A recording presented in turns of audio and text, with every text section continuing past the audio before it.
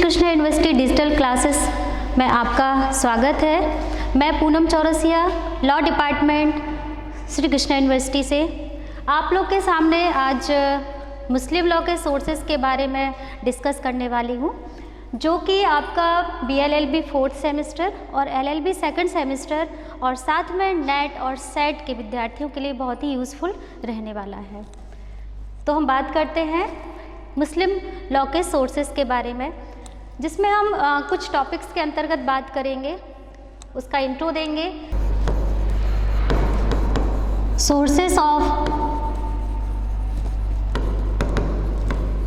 मुस्लिम law, ये 2 types के हैं। एक आपका प्राइमरी यानी कि प्राथमिक स्रोत,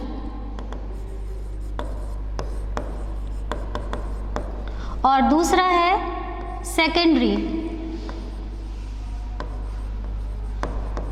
यानी कि द्वितीयक या गौण स्रोत कहलाते हैं। ये प्राथमिक स्रोत के अंतर्गत आपके 4 स्रोत आएंगे। पहला कुरान रहेगा,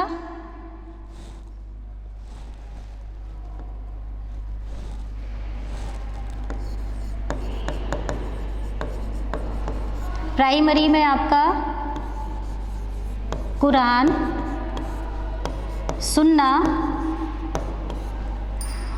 और इज्मा और कियास, जो कि आपके कुरान, हदीस, इज्मा और कियास। सेकेंडरी सोर्सेज के अंतर्गत कस्टम्स, जुडिशियल डिसीजंस, लेजिस्लेशन और आपके justice, equity and good conscience यानी कि साम्य और न्याय के सिद्धांत आते हैं। तो जैसा कि मैंने आपके सामने अभी बोला कि इंट्रोडक्शन, जैसे हमारे यहाँ पर मुस्लिम जो लॉ था स्टार्टिंग से नहीं था, ये अरब देशों का लॉ है और वहाँ पर भी पहले से कोई एक नियम कानून नहीं चल रहे थे। लोग अपने अपने हिसाब से रह रहे थे, मूर्ति पूजा वगैरह भी करते थे और बहुविवाह वगैरह की जो प्रथाएं थी ये सभी चल रही थी। लेकिन जब 570 ईस्वी में आपका पैगंबर मोहम्मद साहब का जन्म हुआ, तो इन्होंने एक सिस्टमैटिक मॉडर्न लॉ, सिस्टमैटिक मुस्लिम लॉ को लाए, और जिसमें कहा जाता है कि जो इनका पहला जो स्रोत है कुरान, तो ये फर्स्ट सोर्स कहा जाता है मुस्लिम लॉ का। और इस कुरान में मोहम्मद जो पैगंबर साहब थे, पैगंबर साहब को इसमें अल्लाह के पैगाम मिलते थे और अल्लाह के पैगामों को ये जनता तक उस रूप में पहुंचाते थे कि इनको, और वो भी किस रूप में मिलते थे, जिब्राइल के माध्यम से मिलते थे, डायरेक्ट इनको नहीं मिलते थे। जैसे हम अगर एक कंपैरिजन करें कि हमारे यहाँ पर जैसे गीता है, गीता का उपदेश श्री कृष्णा ने सीधे अर्जुन को दिया था और वो हमारा ग्रंथ बना। इसी तरह से कुरान जो है पैगंबर साहब को जिब्राइल के माध्यम से मिलने वाले अल्लाह के संदेश थे कि आप अपने समाज को सिस्टमैटिक तरीके से किस तरह से चला सकते हैं। इसीलिए कुरान को बुक ऑफ गॉड भी कहा जाता है। ठीक है, तो इसको बुक ऑफ गॉड भी कहते हैं। इसमें सभी संदेश बाद में लिखित किए गए, पैगंबर साहब के सामने ये लिखित नहीं थे। अब बात आती है कि सुन्ना और हदीस क्या है। इसको हदीस भी बोला जाता है, अहादीस भी बोलते हैं, सुन्ना भी बोलते हैं, और ये क्या है, परंपराएं हैं। ये क्या है, परंपराएं हैं। यानी कि जब मोहम्मद साहब को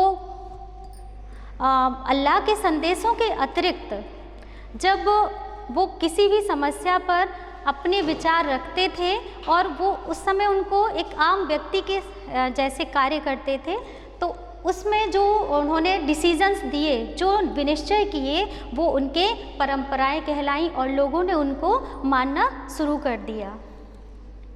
और ये परंपराएं जो हैं आपकी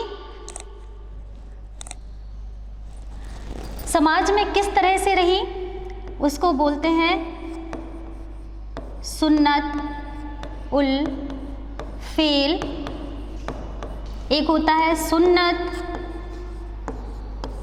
उल कौल, एक है सुन्नत उल तकरीर। तो जो सुन्नत उल फेल है इसमें मोहम्मद साहब के आचरण थे, यानी जो उन्होंने जिस विषय पर जो आचरण करके जो डिसीजंस दिया वो एक परंपरा के रूप में लगातार समाज में पहुंचता गया।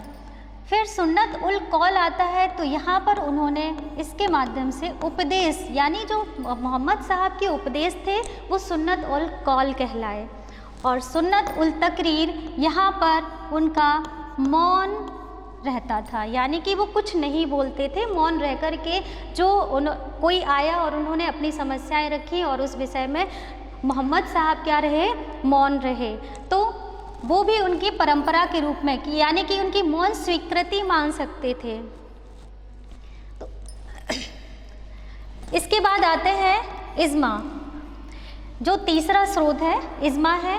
और इज्मा में कहते हैं कि जब कुरान में और सुन्ना में या हदीस में कोई मसला नहीं मिलता था, कोई उसका मसला नहीं मिलता था, कोई हल नहीं मिलता था, तो उस पर फिर इज्मा काम करता था। इज्मा जो था आपका विचारों की मतैक्यता थी, विचारों की मतैक्यता।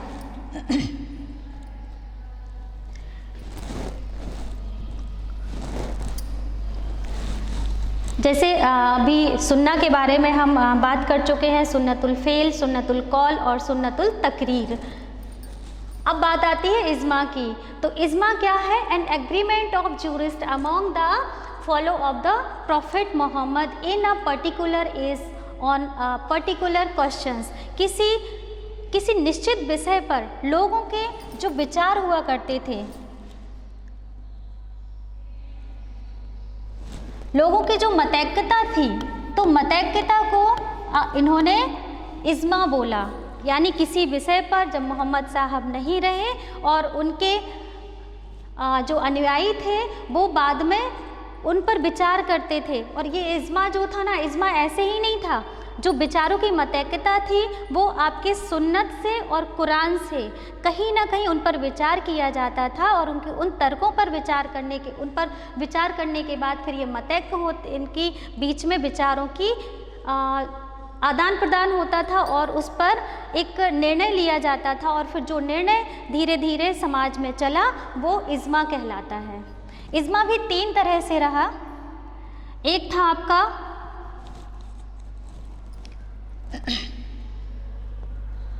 पैगंबर साहब के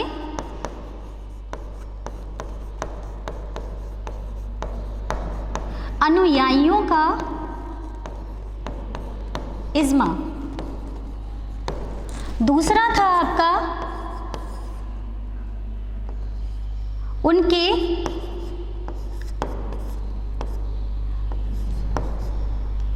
जो उत्तराधिकारी थे,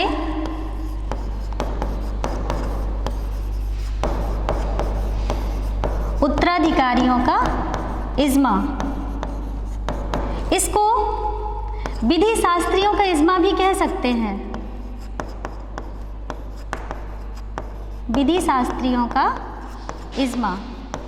और तीसरे आता है जनता का इज्मा, जो कि अब मान्य नहीं है। जनता का इज्मा नहीं माना जाता है, इसलिए क्योंकि जनता की मतैक्यता हो पाना पॉसिबल नहीं होता है। एक किसी पर्टिकुलर जो ग्रुप है उनके बीच तो मतैक्यता हो सकती है, लेकिन जो पब्लिक होती है उनके बीच में मतैक्यता हो पाना पॉसिबल नहीं है, इसलिए जनता की मतैक्यता को इन्होंने कोई वैल्यू नहीं दी है। बात आती है फिर बाद में क़ियास की। तो क़ियास की अगर बात करी जाए तो क़ियास क्या है? ये इस्लामिक जूरिस्प्रूडेंस का एक हिस्सा है और क़ियास is the process of detective analogy in which the teaching of the hadith are compared and contrasted with those of the Quran।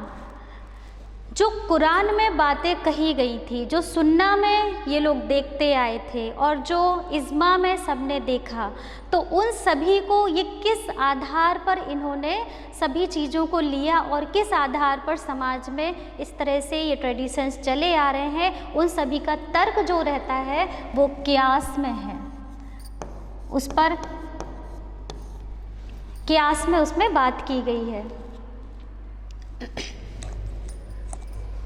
इस तरह से हम देखते हैं कि हमारे प्राइमरी सोर्सेज कंप्लीट होते हैं, फिर हम सेकेंडरी सोर्सेज की तरफ आते हैं। तो सेकेंडरी सोर्सेज में आपके कस्टम्स आते हैं, इनको उर्फ भी कहा जाता है। सेकेंडरी सोर्सेज का जो फर्स्ट है कस्टम को उर्फ भी कहते हैं, और इनको भी मान्यता नहीं दी गई है। बाद में आते हैं जुडिशियल डिसीजंस। जुडिशियल डिसीजंस जो हैं ये न्यायालय, हाई कोर्ट, सुप्रीम कोर्ट और जो हमारे जुडिशरीज हैं उनके द्वारा दिए गए निर्णय होते हैं। थर्ड आता है लेजिस्लेशन, यानी कि भारतीय विधायन के द्वारा, विधानमंडल के द्वारा इनके लिए बनाए गए जितने भी कानून होते हैं वो लेजिस्लेशन के अंतर्गत आते हैं। फोर्थ आता है justice, equity and good conscience, यानी कि साम्य, न्याय और सद्विवेक के आधार पर गुड फेथ में दिए गए जो निर्णय होते हैं वो आपके इसके अंतर्गत आते हैं। और इस तरह से हमारे जो मुस्लिम लॉ के सोर्सेस हैं वो कंप्लीट होते हैं। और फाइनली यदि हम कहें, इसका कंक्लूज़न निकालें कि मुस्लिम लॉ के सोर्सेस पढ़ने का जो रीज़न है, हम मुस्लिम लॉ के सोर्सेस क्यों पढ़ रहे हैं, तो हम कहेंगे कि और कितने तरह के होते हैं, तो हम कह सकते हैं कि यहाँ पर मतलब मोस्टली जो प्रॉपर वे में आपके जो मुस्लिम लॉ के सोर्सेस हैं वो ये 4 ही हैं: कुरान, सुन्ना, इज्मा और कियास। ठीक है, ये प्राइमरी सोर्सेस होंगे। और मुस्लिम law mainly based on versus Quran, और बेसिकली मोहम्मदन लॉ जो है आपका कुरान पर ही बेस्ड है। और जो कुरान में आप कहते हैं कि कुरान में 6666 आयतें रही हैं, जिसमें से 200 आयतें लगभग आपकी लॉ से रिलेटेड हैं, और उसमें से सिर्फ 60 आयत